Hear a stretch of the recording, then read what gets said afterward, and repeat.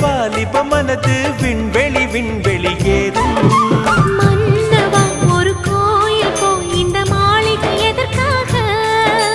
தேவியே என் ஜீவனே இந்த ஆலயம் உனக்காக.